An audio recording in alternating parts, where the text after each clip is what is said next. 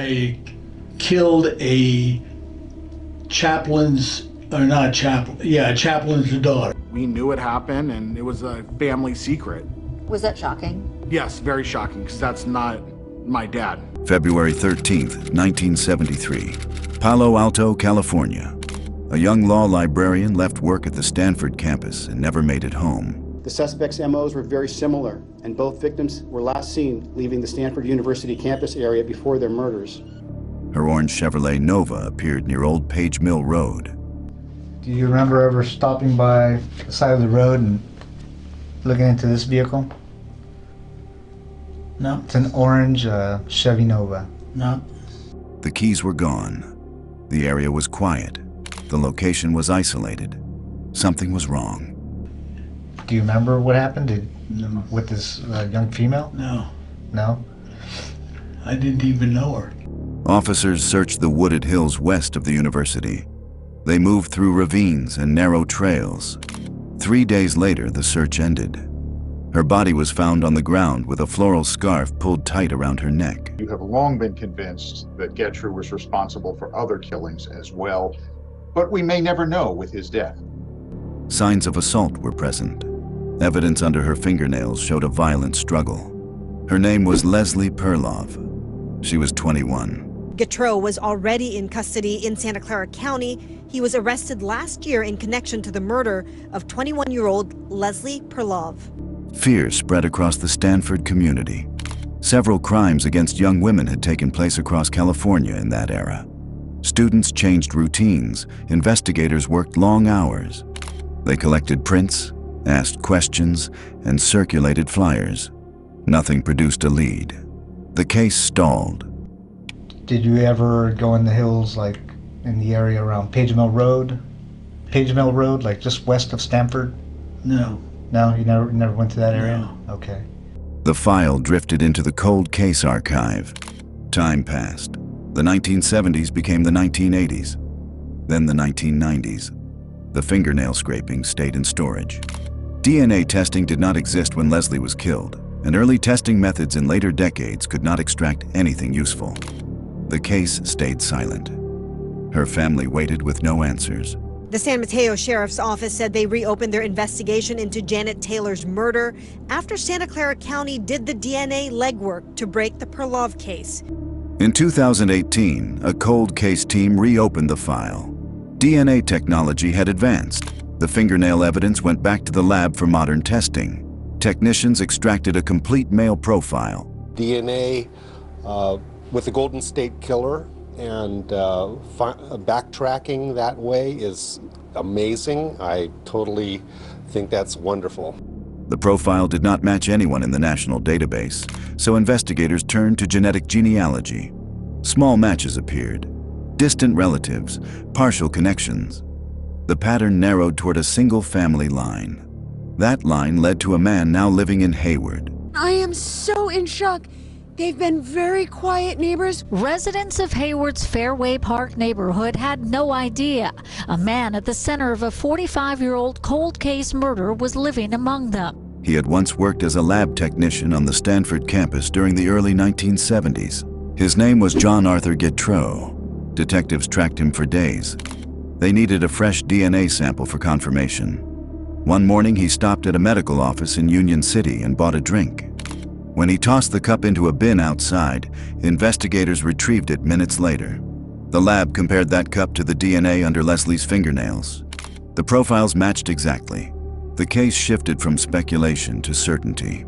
Now, you mentioned that he had never been arrested. And I found out something about that something happened in Germany. Okay, can you tell me about that? I was arrested in Germany. Okay, what happened with that? Can you tell me about that? I was accused of murder. After 45 years, the person responsible had been identified.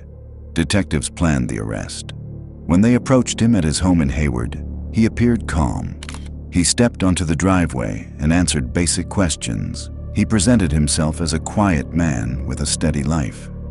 He said he had never been in serious trouble. The truth was different.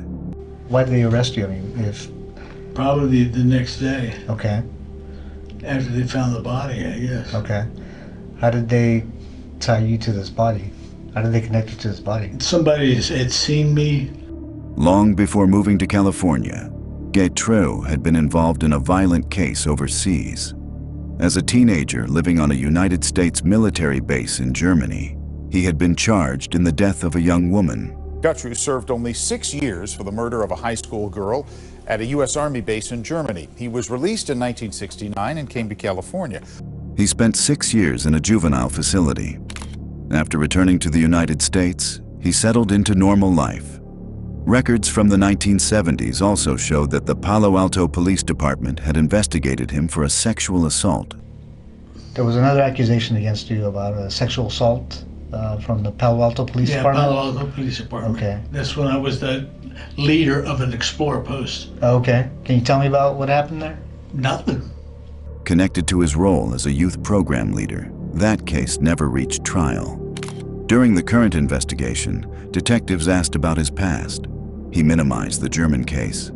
He dismissed the Palo Alto file. He showed no interest in revisiting old events. When the questions moved to the Perlov case, his answers shifted even more. Nothing added up. Do you know the name Leslie Perlov? Leslie Perlov? No. No? Okay. She wasn't a girlfriend of yours? Oh, no. Okay. He tried to distance himself from the area around Old Page Mill Road. He claimed no memory of the hills west of Stanford and no reason to visit them. He offered nothing clear about his job duties from that era. His recollection of the vehicle he drove in the early 1970s remained vague. What's this allegation? I gotta ask you. Yeah. This allegation that this young girl made against you that you sexually assaulted her. Did that actually happen? No, not that yeah. When shown a photograph of Leslie, he stated she did not look familiar. Investigators kept pressing. They focused on where her car was found. They moved to the quarry road and the routes leading into the hills. They walked him through the day she disappeared. His responses stayed thin. We never see them come or go, nothing. We had no idea what was going on, and my husband's off, and he was like, something's going on. There's cops everywhere yesterday, and it was scary because this is a really quiet neighborhood, and we never have anything like this happen here. Small details shifted under pressure. His memory broke apart whenever the timeline mattered. The pattern became obvious. Detectives then presented the forensic evidence. The DNA sample taken in 1973 came from the skin under her fingernails. It came from a struggle. It came from direct contact at the time of the assault. That placement eliminated accidental transfer. It ruled out casual contact. It connected him to one moment only. The attack. There's a brick wall. What do you mean there's a brick wall? Well, I mean, you found out, you couldn't find out, so. What do you mean I found out and I couldn't find out? Oh, nothing. I'm just let it go. Well, you understand it's my job not to let things like that go, right? I have nothing else to say about it. The findings tied him to the crime with complete certainty. He resisted the explanation, but the pressure held. When the questions narrowed to the last set of crucial details, he stopped cooperating and asked for legal representation. The interview ended. It's got to be quite a burden, John. Mm-hmm. Well, I'm going to put the questioning from here on, unless I'm represented by somebody in the courts. What do you mean? A lawyer. You'd like a lawyer? I like a lawyer. While preparing the case, investigators reopened another unsolved murder tied to the Stanford community. Thursday morning, the San Mateo Sheriff's Office issued a warrant for Getreux's arrest for the murder of 21-year-old Janet Taylor. In March 1974, the body of 21-year-old Janet Taylor was found along Sand Hill Road. She had been strangled. She was the daughter of a Stanford University official. Her case had also gone cold for more than 40 years. He killed at least twice more in the 70s, including the daughter of the athletic director and Hall of Fame football coach Chuck Taylor. For more than 40 years, he escaped justice until police, using DNA evidence, linked him to the murders at Stanford. The team ran the crime scene DNA from the Taylor case through genetic genealogy. The same profile appeared. The man who killed Leslie Perlov also matched the evidence from Janet Taylor's murder. 2 victims, 1 offender. Both cases happened in isolated stretches west of Stanford. Each victim was strangled. Taylor was last seen in March 1974. Her body was found near Sand Hill Road off the side of the highway. She was strangled. Her family issued the statement. The bodies appeared near quiet roads used by locals and campus staff. Taken together, the similarities formed a clear pattern. Prosecutors moved forward. The evidence included the fingernail DNA, the genetic genealogy trail, the discarded coffee cup, and his history of violence. He entered guilty pleas. In 2023, he received a life sentence for the murder of Leslie Perloff. He later received another sentence for the murder of Janet Taylor. He died in state prison at age 76. For decades, the Perloff case sat untouched. A notorious Bay Area serial rapist and killer who eluded capture for decades has died in prison. John Arthur Guthrie was convicted of the murders of 3 people. The fingernail evidence remained sealed in an envelope while the world changed around it. When technology finally caught up, the sample revealed the truth that had been locked inside it since 1973. Leslie Perloff fought back. That fight left the evidence that brought her killer down. We had missed being able to have her in our lives. Janet's future was bright. It would have been wonderful to see what she would have done. The case that once seemed impossible to solve finally found justice and reached its end.